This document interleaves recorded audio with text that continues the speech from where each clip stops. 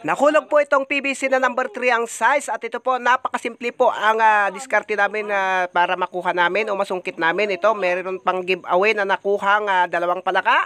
Bale 12 meters po ang haba nitong PVC na number 3 na to na nahulog kasi po pumalya. Nakachamba po kami ng solvent na pinangdikit na palpak. Kaya yan, nahulog.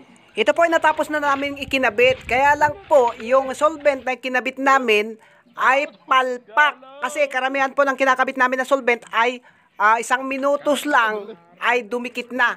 Hindi na yan bibitaw. Pero ito, 15 minutes na nakadikit na. Tapos nung ibinababa namin, ayun, narinig namin na nahulog. Tinaas namin kasi 18 meters po ang haba nitong inilagay namin na PVC. Nahulog po yung pinagdugtungan namin doon sa 12 meters. Kaya 12 meters itong nahulog na to. At ito po ang napakasimpleng pinangbunot namin na naisip ng ating kasamahan. Pako po ito na di 4.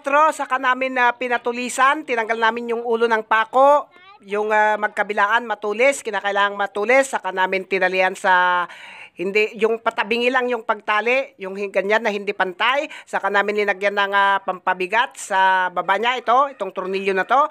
Siyempre kapag ihuhulog mo po ay kapag hilain mo na, siyempre magpapantay na yan. Ayan, yun na. Maglalak na doon sa PVC, kaya ito ay nabunot. Disgrasya lamang po kapag ganito nga nahuhulugan kami ng ganito. Hindi po maiwasan ito kapag drilling ka at kung kayo nagpapadrilling. Kaya napaka-importante po itong alam ninyo para po kung sakaling nangyari ito sa inyo, ganito lang po ang pangbubunot ninyo, lalong-lalo na po sa mga nagpapadrilling. At kapag sabihin ng nagdrilling na hindi na mabunot, kinakailangan ng ilipat, ay naku po, magastos po yon. Subukan nyo muna itong ginawa namin. Hindi po papareho ang pinangsusungkit namin o pinangbubunot namin sa mga tubo na nahuhulog o naiiwan sa ilalim. Depende po sa pagkaulog o pagka-iwan sa ibaba. Meron po yung napuputol, meron po yung na-lost thread. Kaya depende. Meron po din yung naipit. Kaya depende sa gagawin naming homemade na pangbubunot. Bale, papakita ko lamang po kung paano po ito makakabunot ng nahulog na PVC. Itong kinakailangan pong lampas po na number 3 na haba itong pako na to na pinatulisan. Kaya kinakailangan tabingi po yung yung hindi na kasentro yung pinagtalian ng tali para tabingi kung ipasok.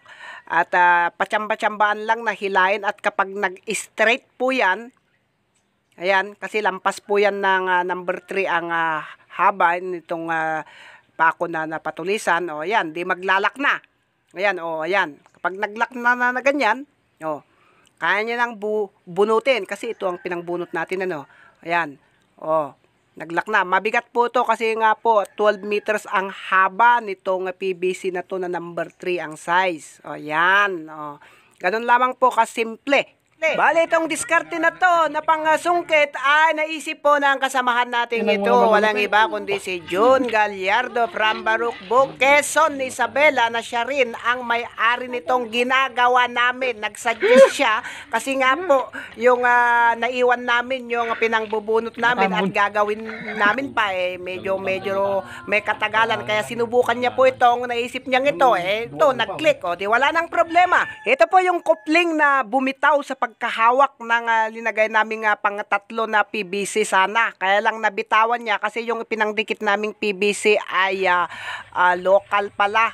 Factory defect kasi naubos po yung unang pinangdidikit namin na solvent na original, tapos basta na lang kami bumili, ayan, nakachamba kami ng factory defect, ayan, nabitawan tuloy.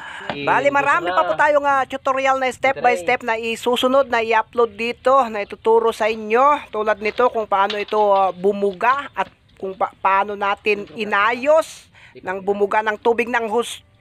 Para po makatulong sa mga gustong matuto ng drilling at magka-idea yung mga merong poso na palyado na sa pamamagitan ng panonood nila ng ating video, ay malalaman nila kung bakit palyado ang kanilang mga poso. At lalong-lalo na po yung mga patubig sa ating mga palayan. Tumutok lang, huwag kang bibitaw para merong kang malalaman.